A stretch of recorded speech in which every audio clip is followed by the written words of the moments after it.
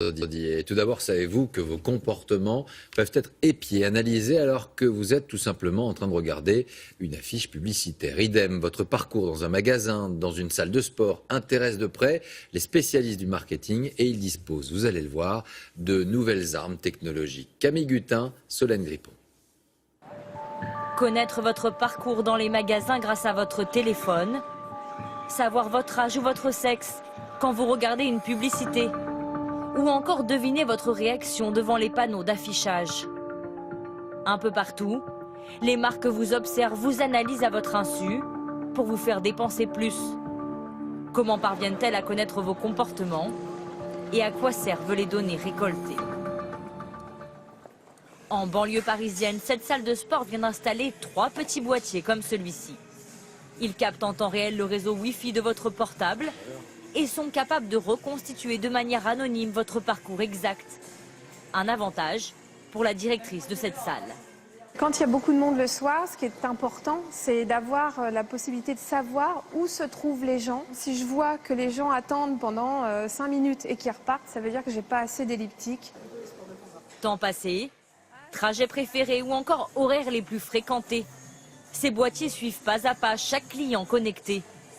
Salle de sport, supermarché, boutique, ces données sont une mine d'or pour les marques. Les enseignes sont obligées maintenant de se réinventer puisqu'il y a une forte concurrence. Du coup, on est obligé de trouver des outils pour vraiment essayer de comprendre qui vient chez nous. Parce que souvent, le plupart du temps, c'est la carte de fidélité. Et ça, c'est pas suffisant. Et le système va même plus loin. Relié à une application mobile, il permet d'envoyer des notifications directement sur vos portables. Suivre les trajets grâce au Wi-Fi. Du côté des consommateurs, les avis sont partagés.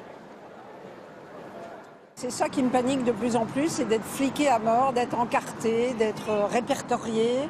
Alors bientôt, je vais passer devant un magasin, on va me dire « Ah mais vous avez acheté ça la semaine dernière, vous devriez acheter ça ». C'est odieux. Si ça peut aider la marque, pourquoi pas? C'est pas méchant tant que ça reste anonyme. Il faudrait peut-être qu'on soit alerté sur le principe après et que chacun sache un peu que voilà, on puisse être suivi via son téléphone. Et pour les marques, tout commence par la vitrine. C'est là que les enseignes cherchent à vous analyser pour mieux vous faire entrer. Tout cela à l'aide de petites caméras cachées.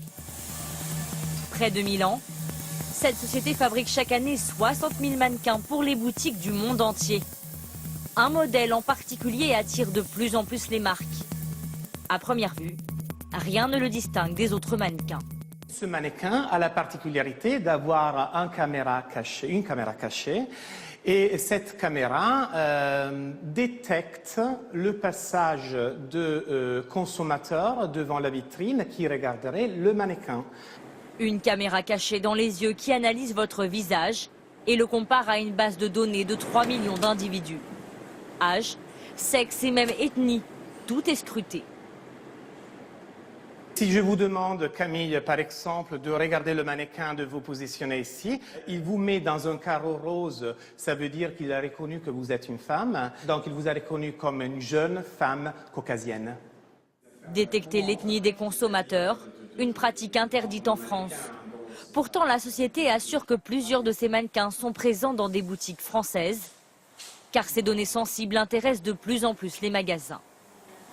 Il y avait une affluence assez importante de consommateurs asiatiques à une certaine heure devant l'une des entrées d'un grand magasin. La réaction du grand magasin a été de dire, voilà, moi je dois déployer plus de vendeurs ou vendeuses asiatiques. La société travaille même sur une application intelligente. L'étape suivante, vous proposez des produits en fonction des vêtements que vous avez regardés sur le mannequin. Vous ciblez dans les magasins, mais aussi dans les espaces publics, où désormais la publicité observe votre réaction. Comme dans cet affichage de centre commercial aux États-Unis. La publicité vous filme et s'adapte aux expressions de votre visage. Elle interagit même directement avec vous.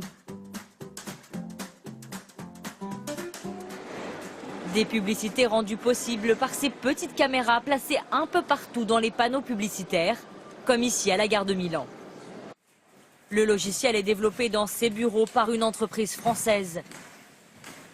En plus de votre sexe et de votre âge, il analyse si vous êtes attentif à la publicité. Le dispositif remarque aussi la manière dont vous réagissez. Je chausse mes lunettes et je vais également sourire. Et donc on va voir que le système repère ce sourire.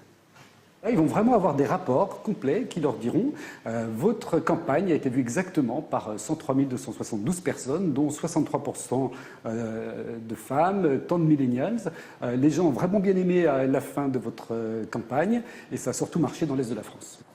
L'enjeu, proposer des campagnes publicitaires ultra personnalisées. Mais pour ce spécialiste, le consommateur conserve toujours la décision finale. Le consommateur fait son choix. S'il ne souhaite pas être tracé, il n'est pas obligé d'installer l'application, il n'est pas obligé de souscrire à une carte de fidélité. Il peut bloquer les publicités sur Internet. Aujourd'hui, il est de plus en plus maître et plus que jamais de sa relation qu'il peut avoir avec les marques par rapport à la publicité. En France, le marché de la publicité digitale devrait connaître un boom d'ici 2020, avec des prévisions de croissance de plus de 20%.